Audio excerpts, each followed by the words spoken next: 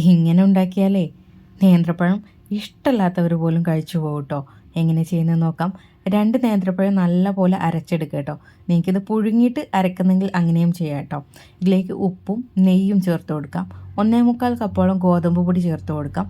കൂടെ തന്നെ കുറച്ച് അരിപ്പൊടി കൂടെ വേണം, ഒരു 1/4 കപ്പ് കേട്ടോ. നമ്മുടെ പഴം എടുക്കുന്നതിൻ്റെ വലുപ്പത്തിനനുസരിച്ച് ഈ പൊടി ചേർക്കുന്നിടത്ത് വ്യത്യാസം വരും കേട്ടോ. നമുക്ക് കുറച്ചുകൂടെ നെയ്യ് ചേർത്തിട്ട് ഒന്ന് കുഴച്ചെടുക്കാം. ഇനി ചെറിയ ബോൾസ് ആക്കി എടുക്കാം. ഇത് കുറച്ച് വലുതാണ് കേട്ടോ, അത്രയും വേണ്ട. ഇനി നമുക്കേ ഇത് മാറ്റി വെക്കാം.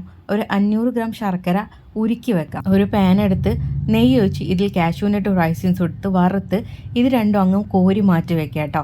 ഇനി ഇതേ പാനിലേക്ക് നമ്മൾ ഉരുക്കി വെച്ച ശർക്കര ഒഴിച്ചു കൊടുക്കുക. കൂടെ കുറച്ചുകൂടെ വെള്ളം ഒഴിച്ചു കൊടുക്കുക കേട്ടോ. ഇതിലേക്ക് നമ്മൾ ഉണ്ടാക്കിയ ആ ബോൾസ് അങ്ങ് ഇട്ട് കൊടുക്കുക. അടച്ച് നല്ല പോലെ തിളപ്പിച്ച് വേവിച്ചെടുക്കാം. ഇതേ ഒന്ന് കുറുകി വരുന്ന സമയത്ത് ഇതിലേക്ക് നമുക്ക് ഒരു 1/2 ടീസ്പൂൺ ഏലക്കാപ്പൊടി ചേർത്ത് കൊടുക്കാം.